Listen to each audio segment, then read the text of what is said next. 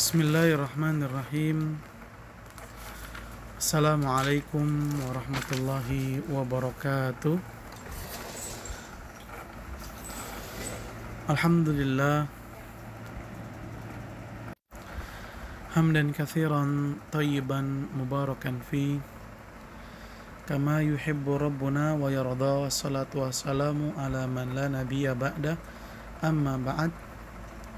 Ahibati fillah, para siswa, semoga Allah Subhanahu wa ta'ala selalu merahmati kita dan memudahkan kita untuk senantiasa belajar dan mengamalkan ilmu. Insya Allah, pada pertemuan ini kita akan membahas bab tentang jaminan. Alhamdulillah, kita telah masuk ke dalam kitab Muamalah, dan insya Allah kita akan lanjutkan pembahasannya ke bab yang baru, yaitu bab tentang jaminan.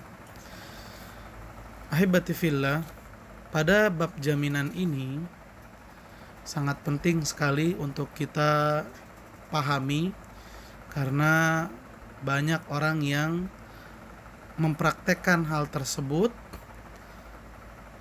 dalam bermuamalah, dalam melakukan tindakan ekonomi, dan hal tersebut ada aturannya dalam ajaran Islam. Dan ini menunjukkan kepada kita bahwasannya Islam adalah agama yang sempurna, di mana segala aspek kehidupan manusia telah diatur oleh Islam, dengan tujuan tentunya adalah untuk mendatangkan manfaat yang lebih besar, kebaikan yang lebih banyak bagi umat manusia. Ahibati fillah, para siswa, semoga Allah Subhanahu wa ta'ala merahmati kita semua. Ada dua pembahasan dalam permasalahan jaminan.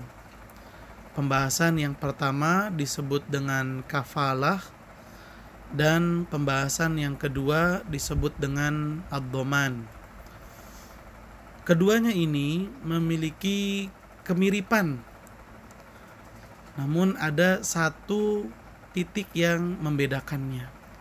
Dua-duanya sama-sama menjamin, akan tetapi yang dijaminnya itu berbeda. Kafalah menjamin sesuatu yang berbeda dengan yang dijamin oleh ad-dhaman. Baik, kita langsung masuk ke dalam pembahasan yang terdapat di dalam kitab Fikih Muyassar. Yang pertama yaitu kafalah. Ini termasuk jaminan. Dalam kitab Fikih Muyassar disebutkan bahwasannya kafalah itu artinya tanggung jawab menghadirkan orang yang memikul kewajiban finansial kepada pemilik hak atau kepada majelis hakim. Atau dengan bahasa mudahnya adalah jaminan untuk menghadirkan orang yang minjem utang, yang berhutang, yang minjem uang. Jaminan untuk menghadirkan orang yang ngutang ke hadapan orang yang memberikan pinjaman. Misalnya saja Budi mau minjem uang kepada Umar, tapi Umar meminta kepada si Budi agar memberikan penjamin supaya dia gak khawatir kalau uangnya nanti dibawa kabur dan gak dibalikin. Maka si Budi manggil temannya bernama Ahmad untuk menjadi penjamin. Nah, ini disebut dengan kafalah. Tapi yang perlu digarisbawahi adalah jaminan yang diberikan oleh Ahmad itu bukan untuk membayarkan hutangnya si Budi, Bukan. Tapi jaminannya untuk mendatangkan, menghadirkan si Budi ke hadapannya Umar.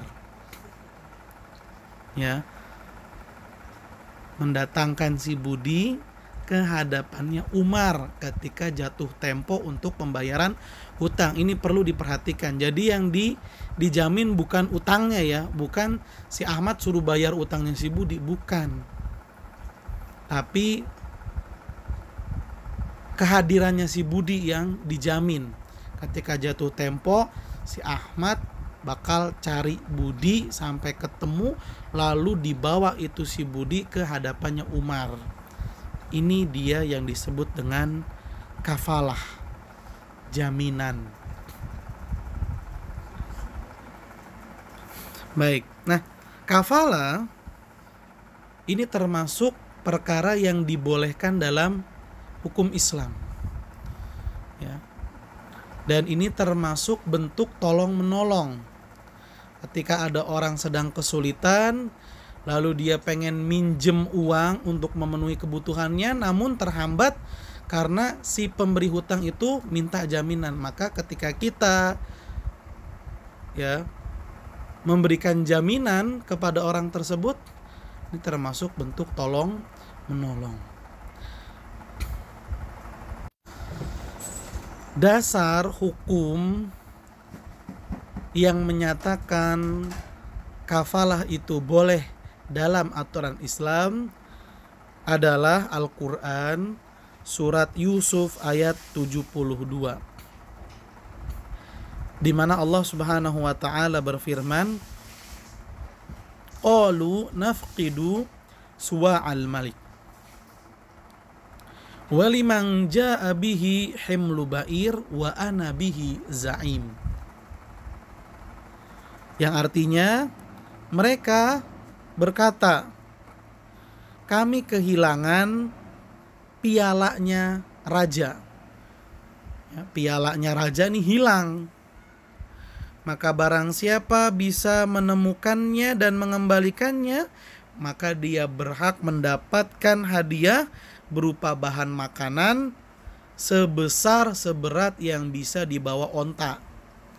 Karena zaman dulu ya belum ada kendaraan seperti zaman sekarang. Siapa yang bisa nemuin pialanya raja, maka dia berhak dapat bahan makanan sebesar seberat yang mampu dibawa oleh seekor onta. Lalu ada yang berkata, saya yang menjamin. Siapa yang bisa nemuin, dia dapat hadiah itu, saya jamin dia bakalan dapat. Jadi jangan takut. Siapa yang nemuin terus ngembaliin ternyata nggak dikasih, saya yang jamin bakalan dikasih. Nah, dalam ayat ini disebutkan kata menjamin. Nah, dari ungkapan tersebut bisa diambil bahwasannya jaminan yang diantaranya adalah kafalah itu boleh dalam hukum Islam.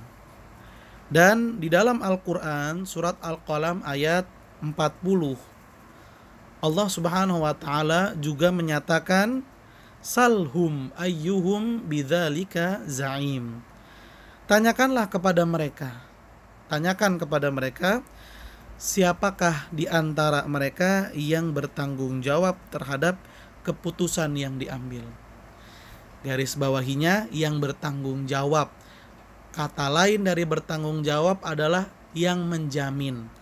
Sehingga terjemahan ayat ini bisa, tanyakanlah kepada mereka siapa di antara mereka yang menjamin terhadap keputusan yang diambil.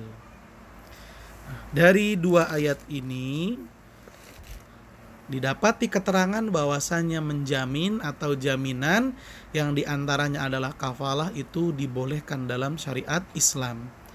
Kemudian hal ini juga dikuatkan di dalam hadis yang diriwayatkan oleh Abu Dawud, dan hadisnya ini hasan, disahihkan oleh Syekh Albani, di mana Rasulullah Shallallahu Alaihi Wasallam bersabda, al-ariyatu muaddatun, al-ariyatu muaddatun, waz-za'imu ghorimun, wad-dainu maqdiyun. Kata Nabi SAW, al-ariyatu muaddatun. Barang yang dipinjam wajib dikembalikan. Ini harus kita ingat sabda Nabi SAW.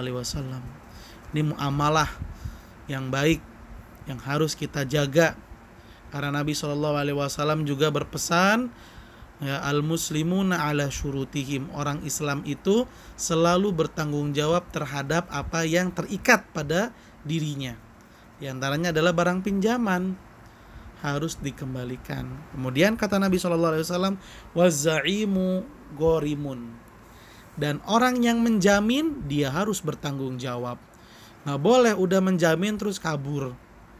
Dia harus tanggung jawab terhadap apa yang dia jamin. Lalu Nabi SAW bersabda, wadainu maqdiyun.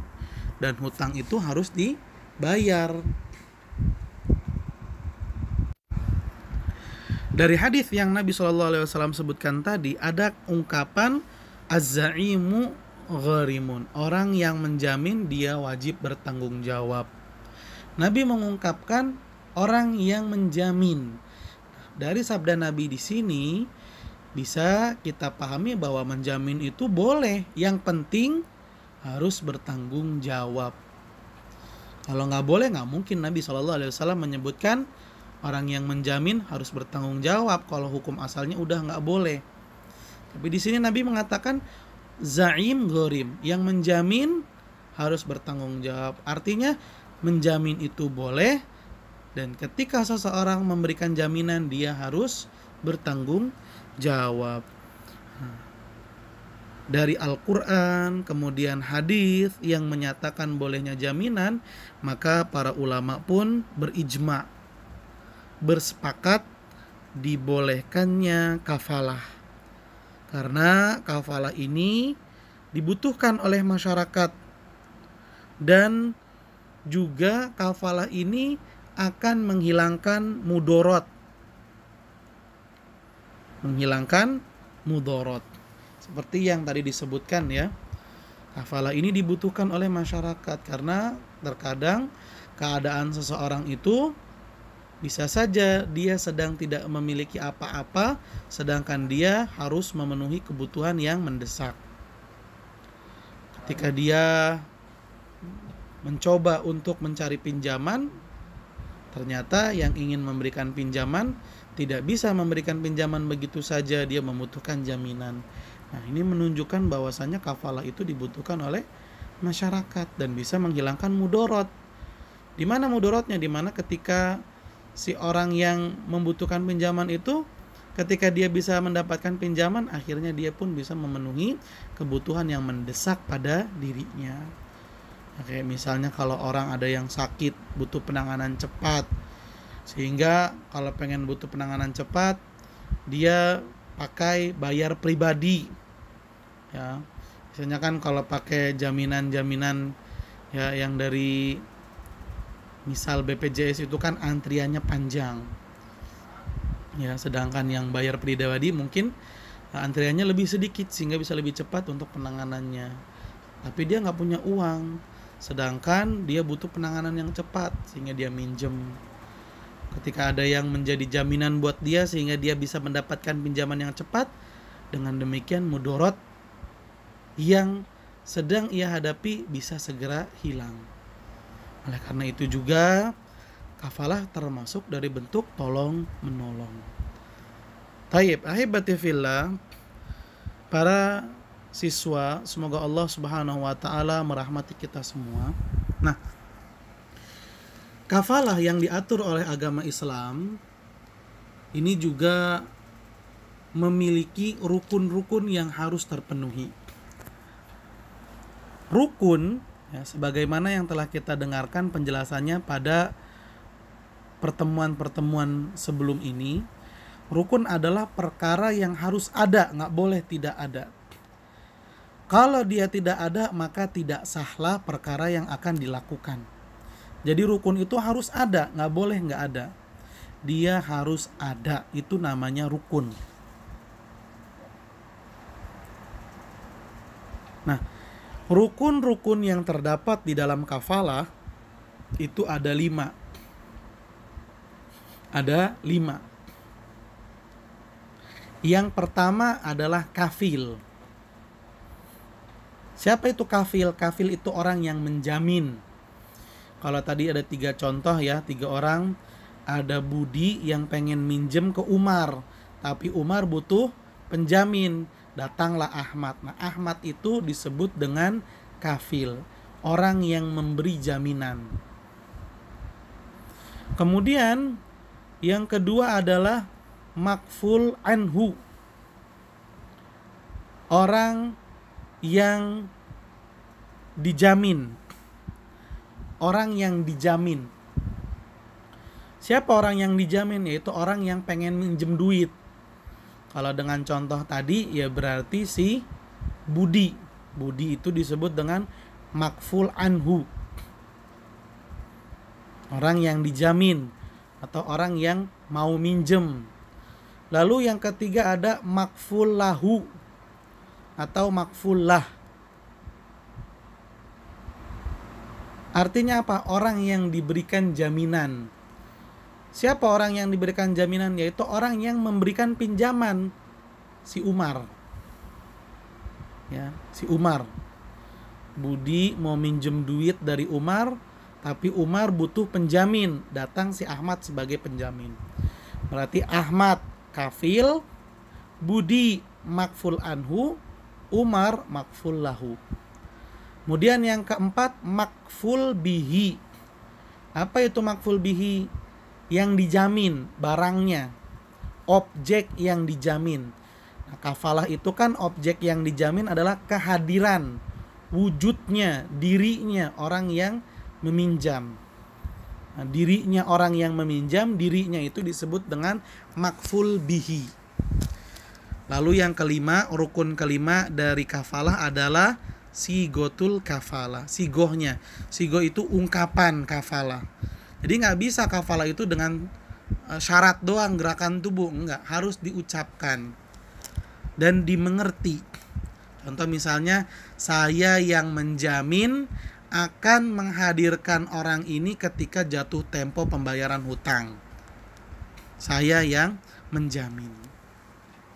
Yaitu ungkapan atau disebut dengan sigoh kafalah. Ini dia 5 rukun yang harus ada dalam kafalah. Sekali lagi, ada kafil, ada makful anhu, ada makful lahu, ada makful bihi, dan sigotul kafalah. Silakan dicatat ahibati fillah agar mudah untuk dimurojaah. Kemudian yang perlu diperhatikan juga dalam urusan kafalah ini agar menjadi sah dalam hukum Islam sehingga mendatangkan kebaikan dan keberkahan, karena perkara yang dilakukan sesuai dengan syariat Islam itu pasti mendatangkan kebaikan dan juga keberkahan. Tapi jika dilakukan bertentangan dengan syariat Islam, maka akan mendatangkan kerugian. Apa perkara yang harus diperhatikan pula dalam urusan kafalah? Yang berikutnya adalah syarat dalam kafalah. Syarat ini juga harus dilakukan agar menjadi sah. Karena syarat itu termasuk perkara wajib. Ya. Apa syarat kafalah? Yang pertama, syarat yang berkaitan dengan si kafil, si pemberi jaminan. Kafil harus orang yang jaizut tasarruf, boleh bertindak secara hukum Islam. Siapa orang yang boleh bertindak dalam hukum Islam? Maksudnya bertindak di sini, bertindak dalam muamalah ekonomi. Siapa? Yang pertama dewasa, yang kedua merdeka, bukan budak, yang ketiga dia rasyid. Rasyid itu orang yang bertindak lurus, berpikiran dewasa. Kadang kan ada orang udah dewasa, udah gede tapi tindakannya kayak anak-anak. Ini tidak boleh. Tidak boleh menjadi kafil. Kafil itu dewasa dari segi usia, ya, namanya balik. Dewasa dari segi pemikiran dan tindakan, namanya rasyid. Kemudian hur itu artinya berstatus merdeka, bukan seorang budak.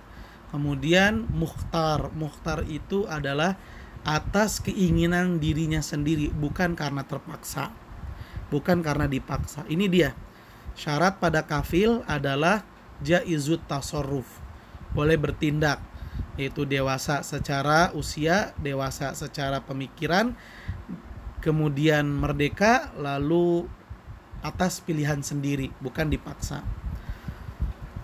Kemudian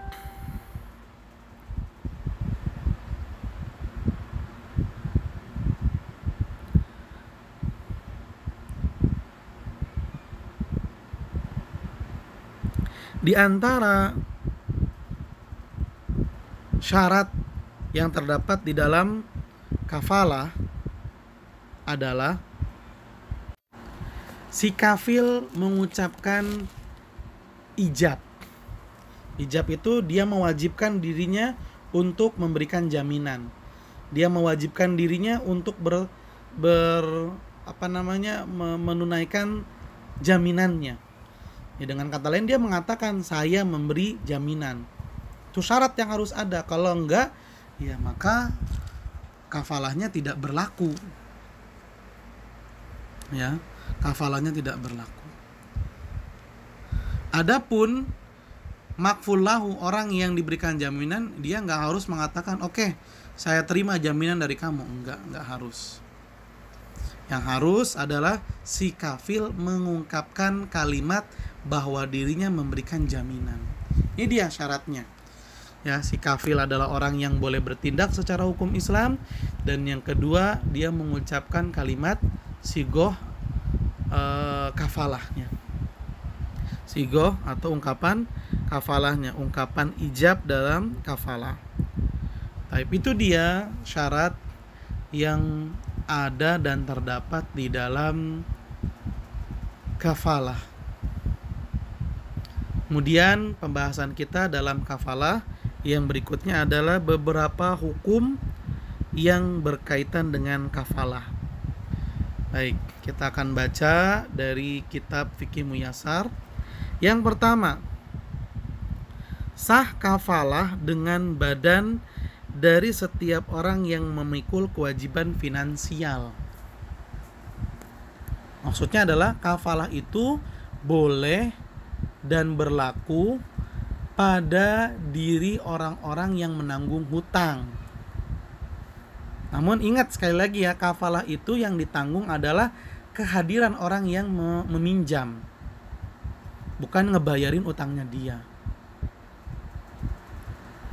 Jadi kalau kita ingin menjadi penjamin, maka kita boleh memberikan jaminan kepada orang-orang yang memikul hutang. Ya. Nah, biasanya yang ditunjuk sebagai kafil dan bisa menenangkan orang yang memberikan pinjaman itu nggak sembarang orang. Biasanya tokoh-tokoh masyarakat, orang-orang yang dianggap dia itu orang yang amanah, orang yang punya kedudukan, jadi nggak sembarangan. Nah, dia manggil orang sembarangan, main nyomot di pinggir jalan. Ya, pemberi pinjaman nggak serta-merta dia bakalan menerima. Siapa dia? Saya nggak kenal orang mana, dia orang baik atau bukan. Biasanya yang menjadi kafil ini orang yang tokoh masyarakat, punya kedudukan, terkenal amanahnya. Dan si pemberi jaminan ini boleh memberikan jaminannya kepada orang-orang yang menanggung hutang. Yang kedua, kafalah tidak sah untuk orang yang menanggung hukuman had. Contohnya hukuman had apa? Contohnya potong tangan bagi orang yang mencuri. Misalnya hakim telah memutuskan ini si fulan potong tangan hukumannya. Tapi si fulan ini adalah orang yang merantau. Dia pengen pulang dulu, pengen memberitahukan kepada orang tuanya atau keluarganya kalau dia melanggar aturan sehingga dihukum potong tangan. Tapi hakim ragu untuk memberikan dia izin pulang dulu ke kampung halamannya. Tiba-tiba ada orang bilang, "Wahai hakim, jangan takut. Saya yang akan menjamin si fulan ini yang dijatuhi hukuman potongan tangan, saya akan menghadirkan dia ke hadapan hakim pada saat hari eksekusi." Ini nggak bisa. Kafalah dalam urusan ini nggak bisa. Karena yang dijamin adalah orang yang akan dijatuhi hukum had.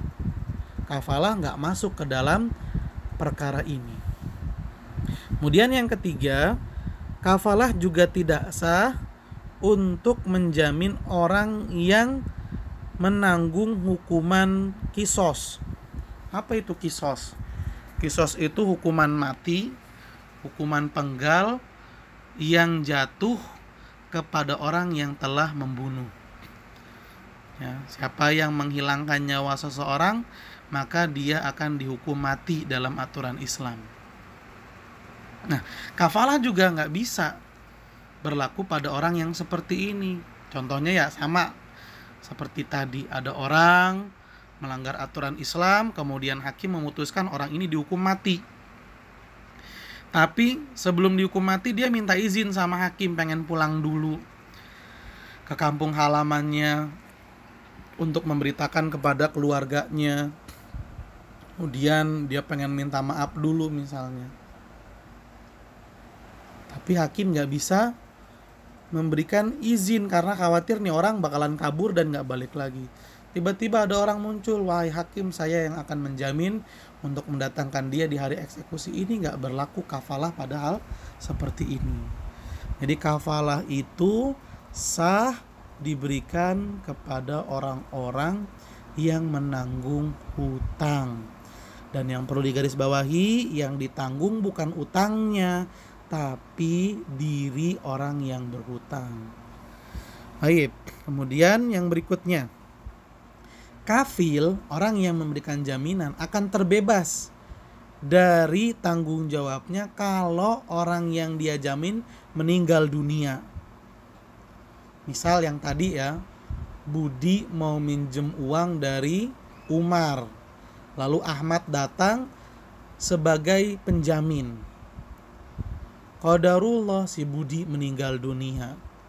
Maka pada saat itu Ahmad gak punya tanggung jawab lagi untuk menghadirkan Budi ke hadapan Umar. Terus siapa yang nanggung utangnya? Ya kan tadi jelas, Ahmad itu bukan nanggung pembayaran hutang. Dia hanya menjamin mendatangkan. Ini boleh. Ya, boleh.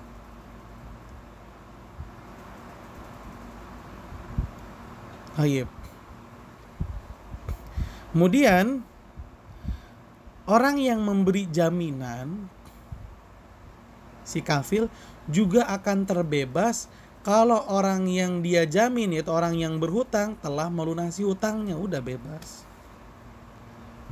Juga kafil akan bebas kalau orang yang memberikan pinjaman, yaitu makfulahu, mengikhlaskan utangnya. Udah kamu gak usah bayar, udah saya ikhlasin utangnya. Ini juga si kafil akan menjadi bebas. Kemudian yang terakhir, hukum yang berkaitan dengan kafalah, ya. Kafalah itu telah ditunaikan. Setelah dianggap sah dan telah ditunaikan, kafalah dianggap sah dan dinyatakan telah ditunaikan kalau si kafil sudah menghadirkan makful anhu ke hadapannya makful lahu. Kalau si kafil telah menghadirkan makful anhu ke hadapan makful lahu, maka telah selesai jaminan yang telah dia berikan, sehingga udah bebas tanggungan dia.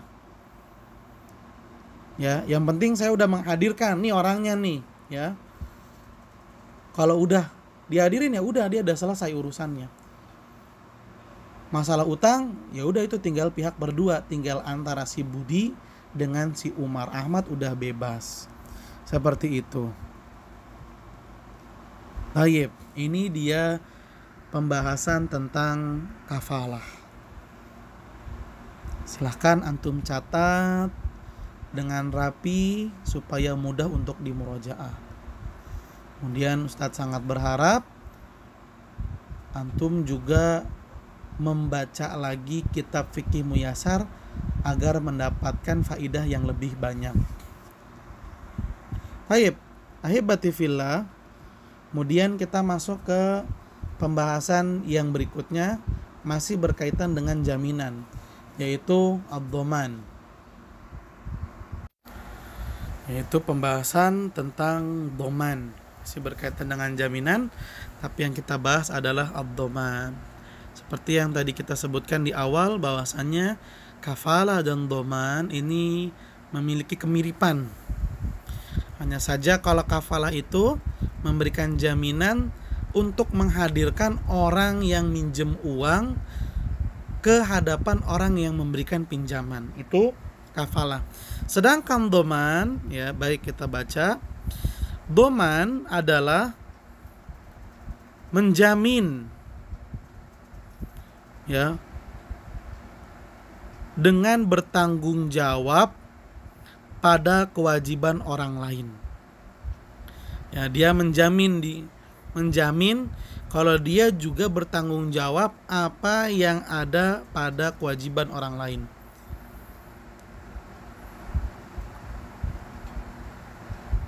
Untuk mempermudah, maksud dari kalimat yang tadi kita baca adalah kalau dhaman itu seseorang memberikan jaminan kalau dia bertanggung jawab terhadap kewajiban yang ada pada orang lain. Orang lain punya kewajiban untuk membayar hutangnya, maka si orang yang menjamin juga ikut-ikutan bertanggung jawab untuk membayar hutangnya dia. Nah, mudah-mudahan dengan contoh bisa lebih paham. Kembali dengan Budi, Umar, dan Ahmad. Budi, dia ingin meminjam dari Umar sejumlah uang. Kemudian Ahmad butuh jaminan. Dan yang dibutuhkan oleh Ahmad, jaminannya bukan cuma menghadirkan Budi ke hadapan Umar di hari jatuh temponya bayar utang. Umar membutuhkan jaminan yang juga untuk melunasi hutangnya si Budi. Maka si Ahmad pun datang. Ahmad bilang kepada Umar, wahai Umar, kalau si Budi gak bayar nanti saya yang bayar. Ini namanya dhaman. Mudah-mudahan kalian sudah bisa nih membedakan mana dhaman, mana kafalah. Ya, garis yang membedakan antara dhaman dan kafalah. Kalau kafalah, jaminannya kepada diri orang yang berhutang untuk dihadirkan ke hadapan orang yang memberikan pinjaman. Sedangkan dhaman, itu tadi kafalah. Sedangkan dhaman, dia bukan cuma menghadirkan, tapi dia juga bertanggung jawab untuk membayarkan hutangnya. Jadi kalau kafalah diri orang yang berhutang, kalau dhaman utangnya orang yang berhutang dijamin. Ya. Mudah-mudahan jelas. Akad dhaman juga termasuk akad yang diperbolehkan dalam hukum Islam. Karena ini termasuk at-ta'awun, saling tolong-menolong juga. Bahkan ini lebih besar keutamaannya karena orang yang menjamin juga akan membayarkan hutang, membantu. Baik. Dasar yang menjadi landasan dibolehkannya dhaman dalam aturan Islam adalah Al-Quran surat Yusuf ayat 72. Dalil yang sama dengan kafalah, di mana pada surat Yusuf itu dinyatakan waliman jaa bihi himlu ba'ir wa ana bihi za'im. Barang siapa yang bisa mengembalikan piala raja yang hilang, maka dia akan mendapatkan hadiah, dan saya yang menjamin, saya yang akan menjamin kalau itu hadiah nggak diberikan oleh raja, saya yang akan memberikannya. Ini juga termasuk jaminan dan bisa dipahami seperti itu. Dan juga berdasarkan sabda Nabi Shallallahu Alaihi Wasallam, di mana Nabi Muhammad Shallallahu Alaihi Wasallam mengatakan az-zaimu gharimun. orang yang memberikan jaminan maka dia bertanggung jawab. Entah itu jaminan berupa kafalah atau jaminan berupa dhaman, sama dua-duanya berarti jaminan. Dua-duanya sama berarti jaminan, maka dua-duanya wajib bertanggung jawab. Nah, di sini Nabi Muhammad SAW mengatakan orang yang menjamin itu bertanggung jawab. Artinya menjamin itu boleh, yang penting wajib untuk bertanggung jawab. Wajib untuk bertanggung jawab. Itu dia. Ahibati fillah, para siswa, semoga Allah Subhanahu wa taala merahmati kita semua. Pembahasannya tidak terlalu berbeda antara kafalah dengan dhaman. Ya, memiliki kesamaan, hanya saja objeknya yang membedakan. Baik. Kemudian dalam kitab Fikih Muyasar ya, tidak disebutkan rukunnya atau syaratnya. Ya, intinya dalam urusan dhaman ada yang memberikan jaminan yaitu dhamin, ada madmun anhu, orang yang dijamin yaitu orang yang meminjam, madmun lahu, ini mirip-mirip saja. Madmun lahu yaitu orang yang diberikan pinjaman, yaitu orang yang memberikan hutang. Kemudian madmun bihi, objek yang dijamin sama sigohnya, ungkapannya. Syaratnya juga mirip dengan kafalah, di mana dhaman memberikan syarat, yaitu orang yang menjamin, yaitu dhamin, dia harus orang yang jaizut tasarruf, orang yang boleh bertindak, yaitu orang yang dewasa secara usia, balik, dan orang yang dewasa secara tindakan dan pikiran, yaitu rasyid. Lalu orang yang hur, merdeka, bukan budak. Dan yang terakhir syaratnya adalah mukhtar. Si dhamin ini melakukan jaminan atas keinginan dia sendiri, bukan karena dipaksa. Ya, bukan karena dipaksa, tapi dia memang dari keinginan diri sendiri. Tayyib. Selanjutnya pembahasan tentang dhaman disebutkan dalam kitab Fikih Muyasar, hukum-hukum dhaman dan syarat-syaratnya. Hukum-hukum dhaman dan syarat-syaratnya. Tayyib. 1. Tidak boleh mengambil upah atasnya. Tidak boleh mencari keuntungan dalam urusan dhaman. Ya, ada orang, "Udah sini, kamu mau mencari penjamin kan buat bisa dapat uang pinjaman, dah saya aja yang jadi penjamin, tapi kamu harus bayar sekian kepada saya, sekian rupiah, baru saya mau menjadi penjamin." Jadi sama dia dijadiin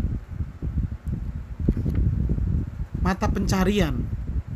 Dia mau menjadi penjamin kalau dia dikasih uang, dikasih upah, mendapat keuntungan. Ini nggak boleh, karena jaminan itu atas dasar kerelaan, sukarela. Jadi tidak untuk mencari keuntungan, dasarnya ingin menolong, ingin membantu, bukan mencari keuntungan. Ya, keikhlasan. Tayyib. Sekali lagi, tidak boleh mengambil upah dari dhaman. Yang kedua, dhamin, pemberi jaminan, boleh berjumlah lebih dari satu. Ya, 2 orang atau lebih boleh menjamin satu kewajiban. Ya, misalnya ada orang pengen minjem uang kepada orang lain. Contoh, si Budi pengen minjem uang kepada Umar. Kemudian Umar butuh penjamin. Budi pun manggil teman-temannya, ada Ahmad, ada Ali, ada Akbar, dipanggilin semua teman-temannya, lebih dari 1 orang, dan semuanya memberikan jaminan. Kami, kata teman-temannya Budi, siap untuk membayar utangnya Budi kalau si Budi nggak sanggup bayar utang. Ini boleh. Penjamin lebih dari 1 orang itu boleh.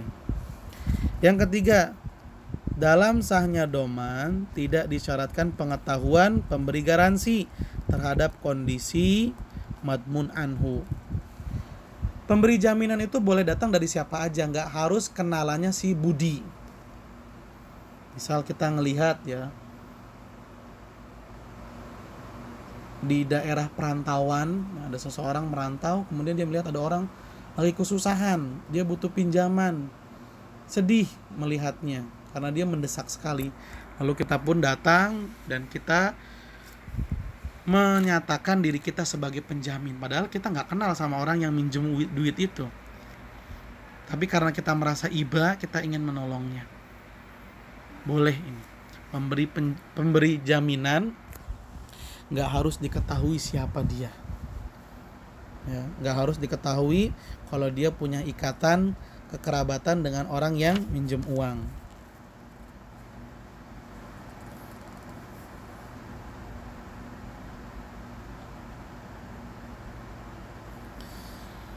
Kemudian objek yang dijamin, objeknya itu harus diketahui.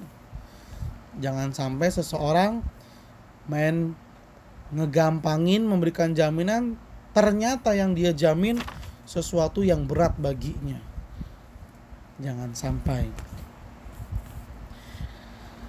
Kemudian yang kelima, ya, ad-dhaman mengharuskan adanya ungkapan dari si dhamin.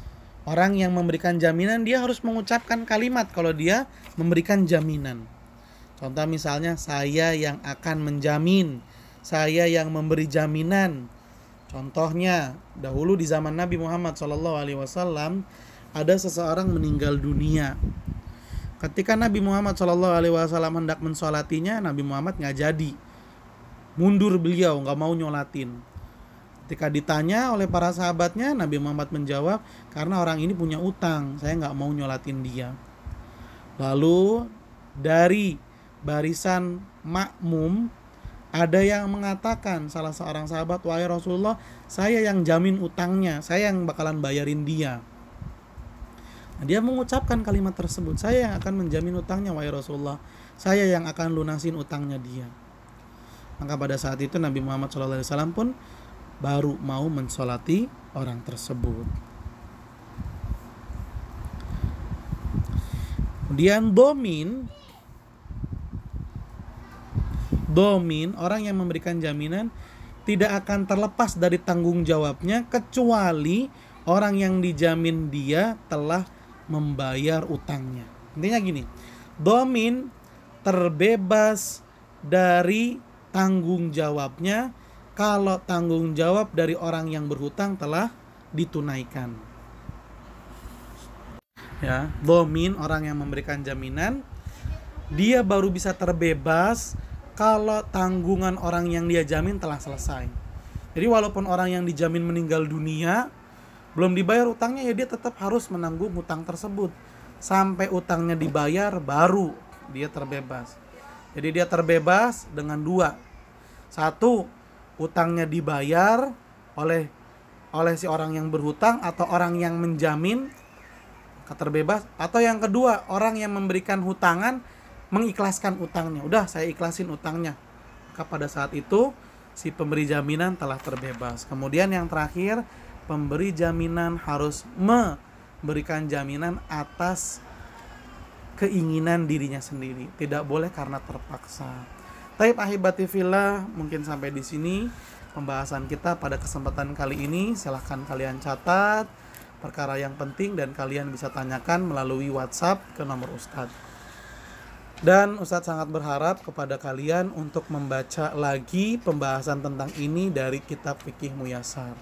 Terima kasih banyak atas perhatiannya. Mohon maaf apabila ada kekurangan dan kesalahan. Mari kita akhiri dengan membaca doa kafaratul majlis. Subhanakallahumma wa bihamdika asyhadu an la ilaha illa anta astaghfiruka wa atubu ilaik. Billahi taufiq wal hidayah. Assalamualaikum warahmatullahi wabarakatuh.